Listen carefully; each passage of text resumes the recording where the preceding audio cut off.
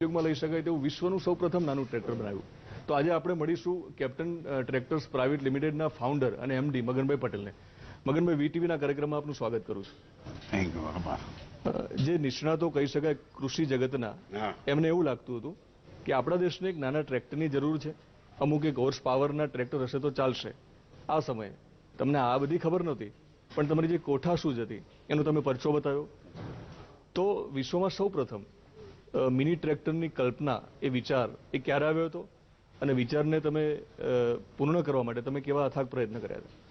એ વિચાર હું ગામડામાં, આમ તો મને ખેતીનો અનુભવ હતો અને ગામડા સાથે બિઝનેસમાં સંકળાયેલો હતો. એટલે મને એવું લાગ્યું કે ગામડાના ખેડૂતોની શું જરૂરિયાત છે કે જે મોટા ટ્રેક્ટર માર્કેટમાં છે પણ ત્યાર પછીના સીધા બળદ છે. તો બે વચ્ચેનું જો કાંઈ એવું યંત્ર આપણે બનાવી શકીએ તો ખેડૂતોનો ઉપયોગી બહુ થાય. આ વિચાર મારો હતો 1997નો. અને ત્યારે મેં એવો વિચાર કર્યો કે આવું એક નાનું ટ્રેક્ટર હોય તો દરેક ખેતીના કાર્ય થઈ શકે અને ઓછા ખર્ચે થઈ શકે અને બળદની જગ્યાએ ચાલી શકે. મગનભાઈ, બળદનો વિકલ્પ તમે શોધ્યો હતો, ખેડૂતોને પરવડે, પોસાય એવા ટ્રેક્ટરની તમને વિચાર આવ્યો હતો.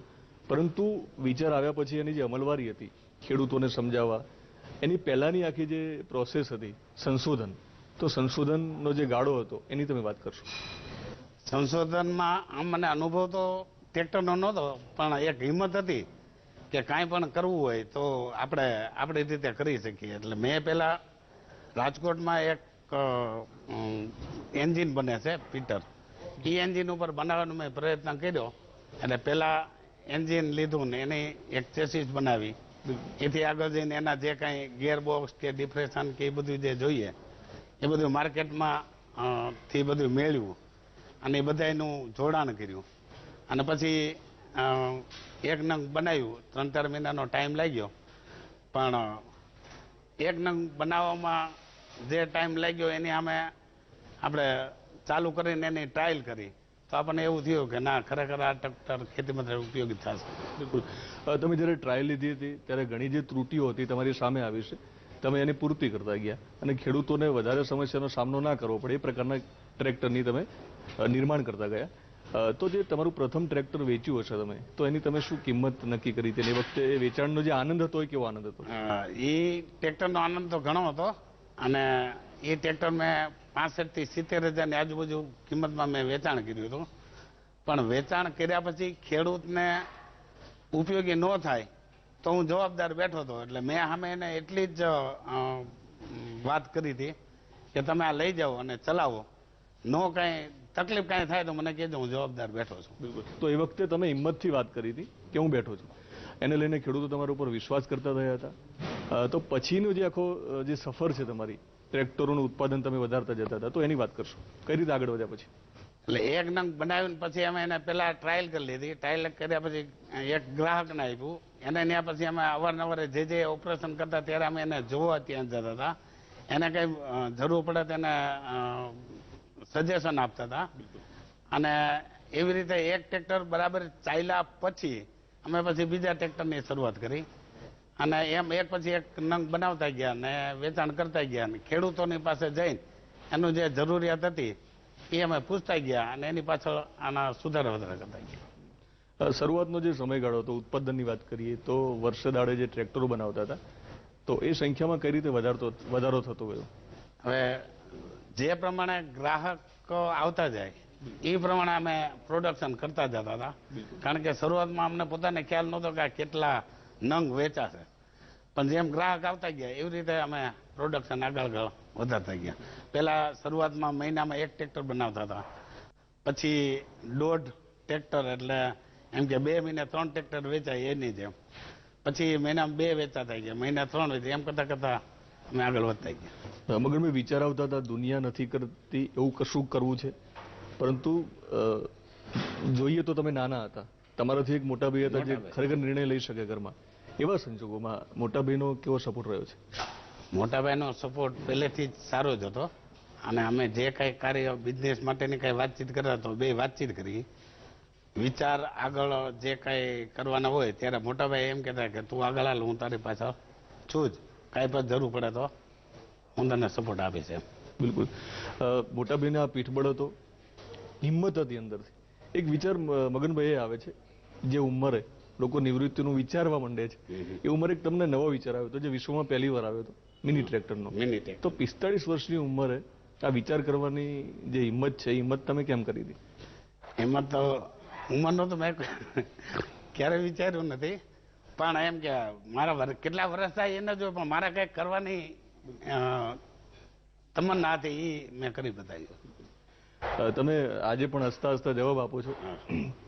આપણે ટ્રેક્ટરની વાત કરી છે, 45 વર્ષે તમે ટ્રેક્ટરના સંશોધનની વાત કરી છે, પરંતુ પાછળના જે વર્ષોની વાત છે, એ સંઘર્ષ તમારો આજે પણ આપણે ભૂલી શકાય તેવો નથી. તો એ ભૂતકાળમાં ફરી પાછા જઈએ છે. તો શરૂઆત, નાનપણ જે તમારું હતું, બાળપણ, એ દિવસો કેવા હતા?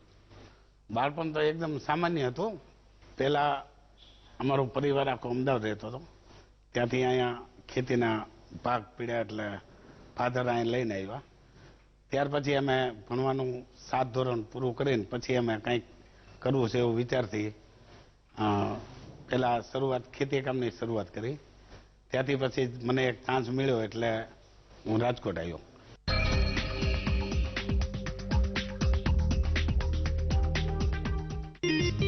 हाल चाल ठीक ठाक है, सब कुछ ठीक ठाक है. दिया डोनेशन कॉलेज किया, पेरेंट्स ने लोन का कर्जा लिया, नौकरी के नाम पे वादे यहाँ, आपकी दुआ से सब वाइब्रेंट है, राइट, सब कुछ ऑल राइट है. દંભ અને અહંકારની આંધીમાં મને શું મળ્યું? બસ હવે બહુ થયું. Sweet, sweet, sweet love. Sugar करे control. Sweet, sweet, sweet love. बढ़ते वजन को रोके. Sweet, sweet, sweet love. Sugar हटाओ, स्वीट ला लाओ. स्वीट भी, स्वीट भी, स्वीट स्वीट स्वीट love. હવે ઓસર્યા પાણીને પૂર. ચલો મલેરિયાથી રહીએ દૂર. પૂરના પાણીથી ચેપી રોગો થઈ શકે, કોઈ પણ તાવ મલેરિયા હોઈ શકે, તેથી લોહીની તપાસ કરાવો અને દાક્તરી સારવાર લ્યો. જંતુનાશક દવામાં બોળેલી મચ્છરદાનીનો ઉપયોગ કરો. ઘરની આસપાસ પાણી જમા થવા ના દો. અઠવાડિયામાં એકવાર પાણી ભરેલ પાત્ર ખાલી કરી તેને ઘસીને સાફ કરો. બંધિયાર પાણીના મોટા ખાડા, જળાશયો, ફુવારા વગેરેમાં પોરા ભક્ષક ગપ્પી માછલીઓ મુકાવો. વરસાદ પછી ટાળો ફેલાતો રોગચાળો.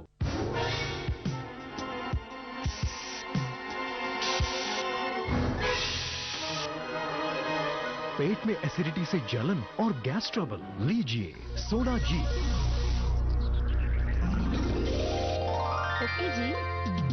सोना जी, पल भर में आराम. सोना जी.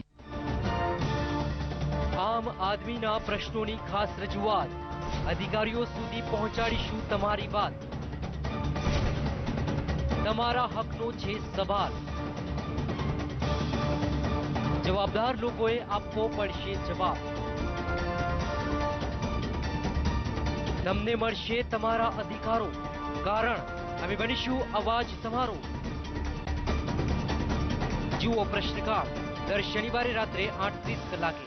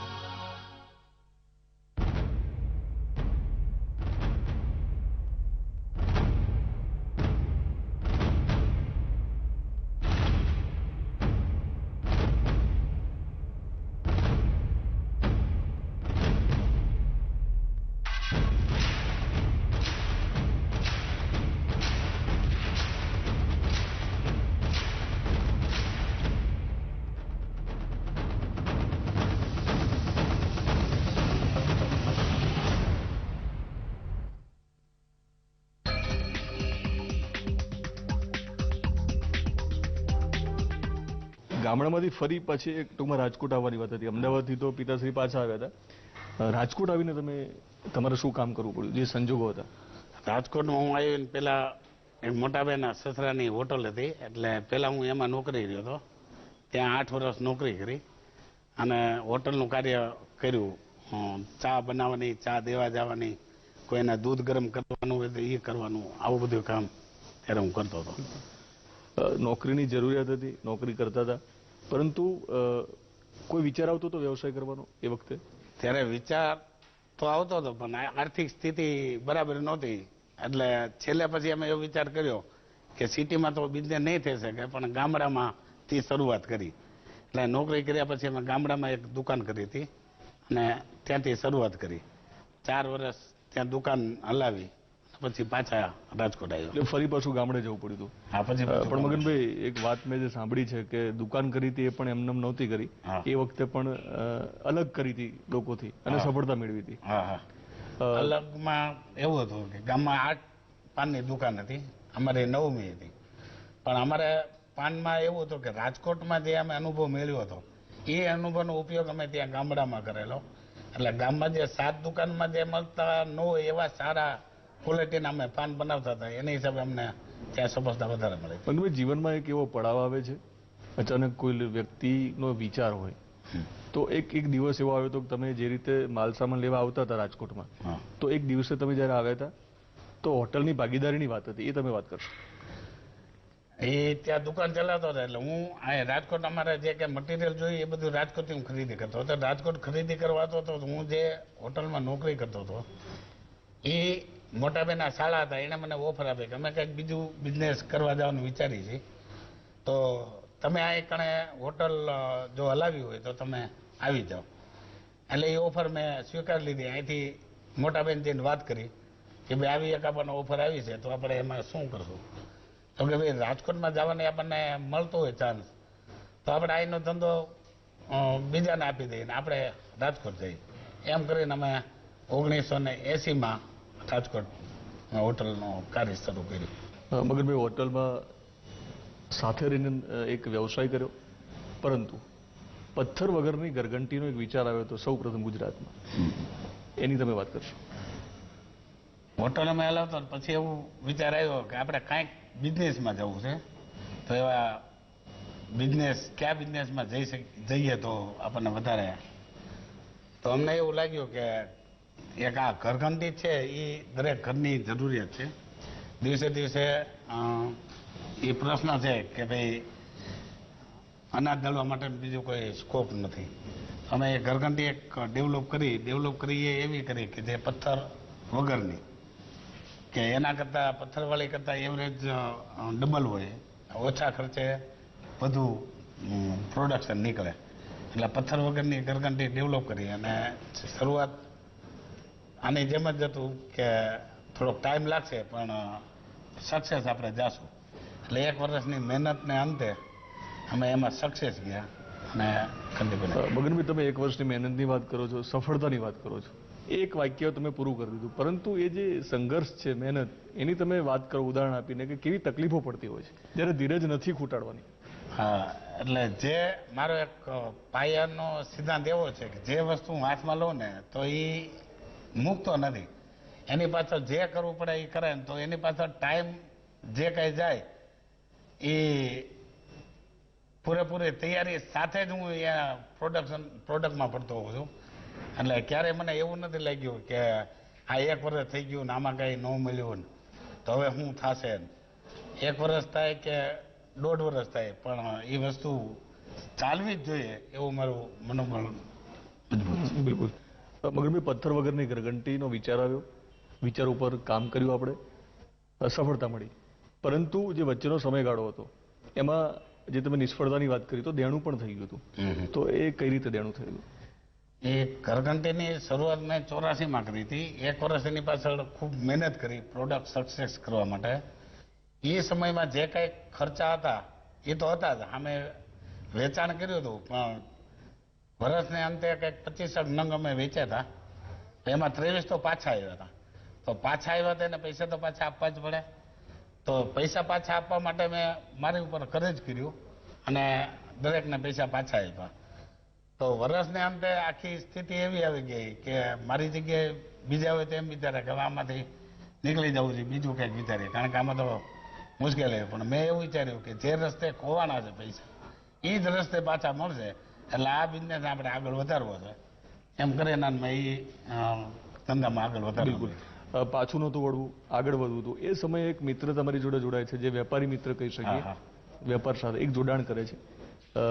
એક બ્રાન્ડ નેમ તમે આપો છો જે આજે બધા જાણે છે બ્રાન્ડ નેમને, તો એની તમે બ્રાન્ડ નેમ સાથેની વાત કરશો. શું નામ આપ્યું હતું ને પછી કેવી સફળતા મળી હતી આપણને? અમે 1 વર્ષના અંતે પછી મને એક મારા મિત્ર હતા, વેપારી હતા રાજકોટના, અને મને એને એમ કીધું કે આવી વસ્તુ બનાવો છો તમને વેચવા આપો એમ. તો મેં એને કીધું વાંધો નહીં, તમે વેચવા આપો, જોતું હોય તો મને કઈ વાંધો નથી. બિલકુલ. એટલે અમે બે સાથે એક ટૂર ઉપર નીકળ્યા, ત્યારે અમારે એ પ્રોડક્ટ સાથે લેતા ગયા. બિલકુલ. અને 1 વર્ષ અને 1 રાઉન્ડ મારીને આવ્યા, એને 8-10 ઘંટીના ઓર્ડર લાવ્યા. ત્યારે અમે મહિને 2-3 ઘંટી જ બનાવીને વેચતા હતા. એ 8-10 નો ઓર્ડર લઈને આવ્યા એટલે મને એમ થયું કે ભાઈ તમે જો વેચાણ કરતો તો તમને આપો, એમાં મને કઈ વાંધો નથી. બિલકુલ. તો એણે 3 ઘંટી ની જગ્યાએ 10 ઘંટીનો ઓર્ડર લીધો, એટલે અમે એને વેચાણ કરવા માટે આપ્યું. અને એ ધીમે ધીમે અમે બનાવતા ગયા, એ વેચતા ગયા. તો મહિને 30 ઘંટી વેચવા માંડ્યા. એ 1 વર્ષની અંદર 11 લાખનું અમે ટર્નઓવર કર્યું. જે તે મારા ઉપર જે કરજ હતું એ વર્ષને અંતે એમાંથી હું મુક્ત થઈ ગયો. કંપનીનું શું નામ આવ્યું હતું? બ્રાન્ડ નેમની વાત કરીએ. મારે કંપની નામ હતું ઇલાઇટ એન્જિનિયરિંગ વર્કર્સ અને બ્રાન્ડ નેમ ઇલાઇટ હતી. જે આજે જાણીતી છે એના પાયાના પથ્થર. હા, પાયાના પથ્થર, ઇલાઇટનો પાયો નાખેલો હું. બિલકુલ. ઇલાઇટનું બ્રાન્ડ નામે મારા નામે રજીસ્ટર થયેલું હતું. બિલકુલ.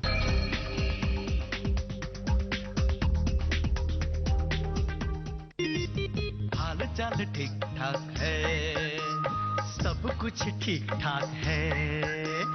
दिया डोनेशन कॉलेज किया, पेरेंट्स ने लोन का कर्जा लिया, नौकरी के नाम पे वादे यहाँ, आपकी दुआ से सब वाइब्रेंट है, राइट सब कुछ ऑल राइट है.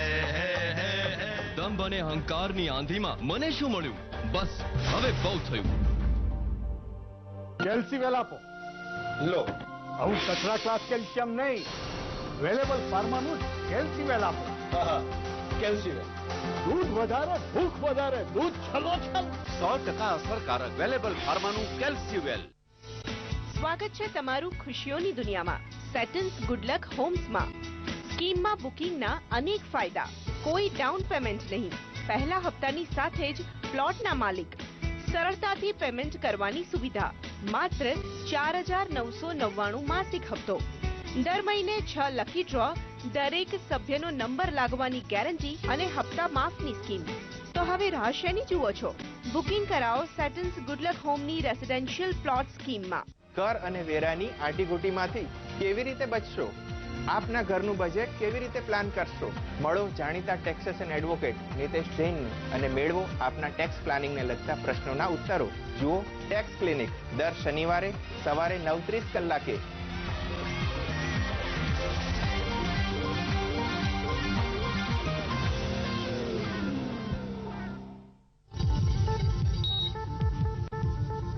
સ્વાસ્થ્ય કુદરતની ભેટ છે, એને વફાદાર રહીએ તો તે સુંદર સંબંધ છે.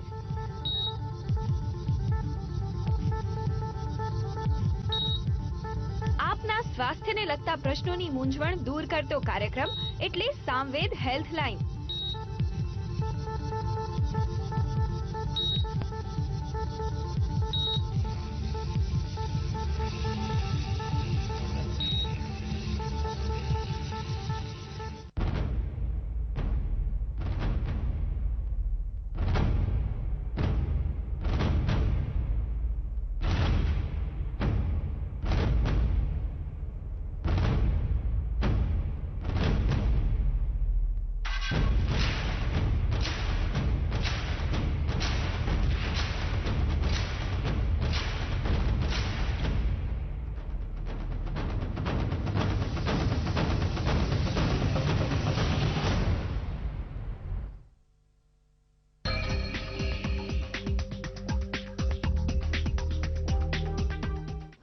મગનભાઈ, કોઈ એક જગ્યાએ કોઈક વ્યવસાયમાં સ્થિર થઈને રોકાઈ જવું એ તમારા સ્વભાવમાં નહોતું, તો તમે સેન્દ્રિય ખાતરનો વિચાર કર્યો હતો. જ્યારે એ વખતે વિચાર કરવો થોડો અઘરો હતો, કારણ કે એ વખતે જાગૃતતા નથી, તો એની તમે વાત કરશો. એટલે સેન્દ્રિય ખાતરમાં એક ખેતી સાથે હું સંકળાયેલો એટલે મને એક ખબર હતી કે છેલ્લા 20-25 વર્ષથી આ રાસાયણિક ખાતર આવ્યું છે, 20-25 વર્ષ પહેલાથી, પણ દેશી ખાતરનો ઉપયોગ ન થતો. તો મને એમ થયું કે જો દેશી ખાતરની સાથે સાથે જો વપરાય તો ખેતીમાં એનો બેનિફિટ મળતો રહે. એ અનુસંધાનમાં મેં સેન્દ્રિય ખાતરમાં પ્રવેશ કર્યો. બિલકુલ. એ વખતે કેટલી મહેનત કરવી પડી હતી? એ વખતે પણ અમે ગામડે એના બહુ ટેસ્ટિંગ કરાવ્યા, ગામડે એના અખતરા કરાવ્યા દરેક પાકમાં, એના બધા રિઝલ્ટ લીધા અને એવી રીતે ખેડૂતોને વાપરતા કર્યા છે. બિલકુલ. કેટલા વર્ષ કામ કર્યું તમે એ વખતે? સેન્દ્રિય ખાતરના આજે તો 15 વર્ષ પૂરા, 15 વર્ષ જેવું થવા આવ્યું, 15-16 વર્ષ. પણ આ અમે શરૂઆત કરી હતી 1994માં. એ 4 વર્ષ 94 થી 98 સુધી અમે સેન્દ્રિય ખાતરમાં કામ કર્યું હતું. પણ ત્યારે સમય હજી નહોતો સેન્દ્રિય ખાતરનો. અમે 4 વર્ષને અમને એમ થયું કે જે આને થોડોક ભોગ દેવો પડશે. એટલે એ સમયમાં અમે આ ટ્રેક્ટરમાં ગયા એટલે સેન્દ્રિય ખાતર ધીમું હાલતું હતું અને ટ્રેક્ટર ચાલુ કર્યા. એટલે એક વિચાર આવ્યો હતો કે આપણે એક એવો વ્યવસાય અપનાવવો પડશે કે જે ટકવા માટે બિલકુલ બિલકુલ જરૂરી હોય. બિલકુલ. તો મિની ટ્રેક્ટરની વાત આવી હતી, વિચાર આવ્યો અને આપણે એના ઉપર કામ કરીને સફળતા મેળવી. તો ફરી પાછી આપણે મિની ટ્રેક્ટરની વાત કરીએ છીએ. તો જે કેપ્ટન નામ છે એ નામ આપવા પાછળનું શું કારણ છે? કેપ્ટન એટલે એક ક ઉપર અક્ષરથી આપણે જો રાખીએ તો આપણને એમાં બેનિફિટ મળે એવું છે, એવું શ્રદ્ધા હતી. તો અમે ક ઉપરથી નામમાં કેપ્ટન પસંદ કર્યું હતું. બિલકુલ. મગનભાઈ, એક જે મહત્વની વાત એ છે, કોઠા શૂઝ જે છે એ ક્યાંય યુનિવર્સિટીમાં નથી મળતી, એ માણસ જન્મે ત્યારે લઈને આવે છે. તો આખી જે પ્રક્રિયા હતી, ટ્રેક્ટરનું તમે સંશોધન કર્યું હતું, પરંતુ ખેડૂત સબસિડી સાથે એનો ઉપયોગ કરી શકે, આરટીઓના જે બીજા બધા અડચણો છે એ ના નડે, એ આખી જે પ્રોસેસ હતી વચ્ચેની, તો એ સમયગાળો કેવો હતો? એ જ્યારે ટ્રેક્ટર અમે શરૂઆત કરીને ગવર્મેન્ટ એપ્રુવ થઈને આવ્યા પછી જ્યાં સુધી એમાં સબસિડી ન મળે કે કોઈ બેંક લોન ન આપે ત્યાં સુધી વેચાણનો વધારો ન થાય. કારણ કે કેશ પૈસાથી લેવાવાળા ગ્રાહક ઓછા હોય. એટલે અમને એમ હતું કે નાબાર્ડ જ્યાં સુધી ન મળે ત્યાં સુધી એનું પ્રોસેસ ચાલુ રાખવી. એટલે 3 વર્ષ જેવી અમે મહેનત કરી અને નાબાર્ડનો લેટર લાવ્યા. ત્યાર પછી અમારે બેંકની લોન મળવા માંડી અને દરેક નંગમાં સબસિડી મળવા માંડી. બિલકુલ. મગનભાઈ, એક ખડગપુરની વાત આવે છે, તો એની થોડી વાત કરશો. જે તમારો એ અનુભવ છે એનાથી કઈ બાબતોથી તમે અજાણ હતા પરંતુ ક્યાંક ને ક્યાંક તમે એ વસ્તુ કરી ચૂક્યા હતા, તો એ મહત્વની કઈ પેલે જૈન સાહેબ વાળી વાત છે. અમે જયારે ટ્રેક્ટર ટેસ્ટિંગ કરાવવા ગયા હતા ત્યારે ત્યાં એક જૈન સાહેબ કરીને ત્યાં ડાયરેક્ટર હતા. એનું કહેવાનું એવું થતું હતું કે મગનભાઈ, તમે જે ટ્રેક્ટર લઈને આવ્યા છો એનું જે ફિલ્ડ ટેસ્ટ છે અને એનું જે પરફોર્મન્સ છે એ જોતા એવું લાગે છે કે અત્યાર સુધી ખેડૂતોની જે જરૂરિયાતની વસ્તુ જોઈતી હતી તમે લઈને આવ્યા. એટલે આ ટ્રેક્ટર છે એ ખેતીને માટે પૂરેપૂરું સક્ષમ છે. તો ખડગપુરના જે એન્જિનિયરો હતા એ લોકોએ જે કાંઈ બધું સર્વે કર્યું હતું એમાં એને એવું લાગતું હતું કે 12 થી 15 હોર્સ પાવર સુધીના ટ્રેક્ટર જો ભારતમાં બને તો દરેક ખેડૂતને ઉપયોગી વધારે થાય. કારણ કે અત્યારે જે ખેતી બધી લેવલિંગ ને બધું થઈ ગયું છે, તો 12 હોર્સ પાવર 15 હોર્સ પાવરની વચ્ચેના ટ્રેક્ટર હશે તો ખર્ચો ઓછો લાગશે, ડીઝલની બચત થશે અને કામમાં ખેડૂતોને સંતોષ મળશે. એટલે એને એમ કીધું કે 12 થી 15 હોર્સ પાવર ટ્રેક્ટર ભારત માટે બહુ સારા છે. મગનભાઈ, એ લોકો નિષ્ણાતો છે, યુનિવર્સિટીમાં એક જગ્યાએ બેસીને વર્ષો સુધી સંશોધન કરીને નક્કી કરે છે કે ઈંધણ પણ બચે અને ખેડૂતોના ખિસ્સામાંથી પૈસા પણ ઓછા વપરાય. એ વસ્તુ તમે કરી ચૂક્યા હતા કોઠા સુધી. હવે વાત આવતી હતી ખેડૂતોના ઘર સુધી ટ્રેક્ટરો ખેતર સુધી પહોંચે, એના માટે વેચાણની. તો તબક્કાવાર વાત કરીએ તો કઈ રીતે પછી પ્રતિ વર્ષની વાત કરીએ તો ટ્રેક્ટરનું વેચાણ કઈ રીતે વધતું જતું હતું? એટલે શરૂઆતમાં તો મહિને 1 ટ્રેક્ટર 2 ટ્રેક્ટર એવું જ હતું. પણ જ્યારે નાબાર્ડનો લેટર મળ્યા પછી બિલકુલ અમારા રાજુભાઈ માર્કેટિંગ કરે છે તો એને દરેક જગ્યાએ ડીલરોની નિમણૂક કરી અને એ લોકોને ડેમો આપ્યા, એ લોકોને જે કાંઈ ટ્રેક્ટરના પરફોર્મન્સ હતા એ બતાવ્યા. એવી રીતે ગામડામાં જઈને ડેમોન્સ્ટ્રેશન બધું કર્યા. એવી રીતે એમને વેચાણ વધતું ગયું. ધીમે ધીમે 10-12 મહિને, ત્યાંથી 15-20 એમ કરતાં મહિને 30, મહિને 35 એમ કરતાં અમે આગળ વધતા ગયા. પણ એ બધું તૈયાર કરવા માટે અમારે 10 વર્ષ જેવો સમય નીકળી ગયો. 2001માં અમે એપ્રુવ કરાયું. 2011 સુધી અમે મહિને 40-45 ટ્રેક્ટર સુધી પહોંચ્યા હતા. બિલકુલ. તમે રાજુભાઈનો ઉલ્લેખ કર્યો છે ત્યારે એક સવાલ એ પણ કરીશ. બંને ભાઈ તમે અત્યારે વ્યવસાયમાં સાથે છો, તો આખું જે ટીમ વર્ક છે તમારી, પરિવારના કેટલા સભ્યો જોડાયેલા છે અને કામની વહેંચણી કઈ રીતે કરી છે? ઠીક. પરિવારના સભ્યો 2 ભાઈ અમે છીએ.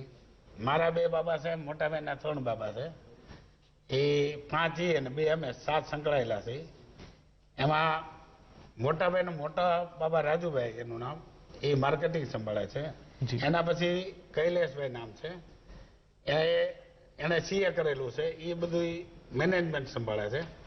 એના પછી ત્રીજા નામ છે શૈલેષ ડિપ્લોમા એન્જિનિયર છે, એ અત્યારે ડિઝાઇન ડેવલપમેન્ટનું સંભાળે છે. મારા 2 બાબા છે, એકનું નામ નયન, એ પ્રોડક્શન ને પરચેસ સંભાળે છે. બીજો છે એનું નામ સતીશ છે, એ ડિસ્પેચ અને સર્વિસ એ 2 સંભાળે છે. એવી રીતે આખી ટીમ આનું કાર્ય કરી છે.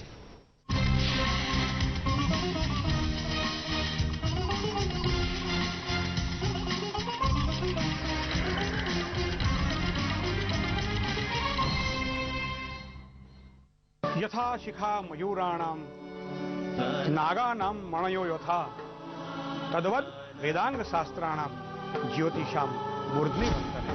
वेद नारायणની આંખો એ જ્યોતિષ, ઈશ્વરનો દિવ્ય પ્રકાશ એ જ્યોતિષ, કર્મના સિદ્ધાંતોનું શરવૈયું એ જ્યોતિષ, પ્રગતિનો સાચો પથદર્શક એ જ્યોતિષ. ગગનના ગ્રહમંડળને ઓળખવા માટે આપની ઉણપ અને આવડતને ઉજાગર કરવા, સમસ્યાથી સમાધાન સુધીની સફરમાં આપની સાથે છે ભવિષ્ય દર્શન, દરરોજ સવારમાં 37 કલાક.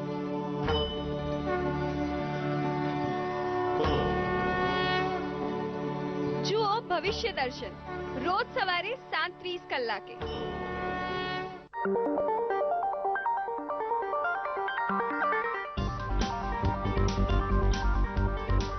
શેર બજાર, જ્યાં સૌથી વધારે રોકાણ ગુજરાતીઓનું છે. મેળવો બજારની આંટી ગૂંટીની સરળ ગુજરાતી ભાષામાં સમજણ. સવાલ આપના, જવાબ અમારા એક્સપર્ટના.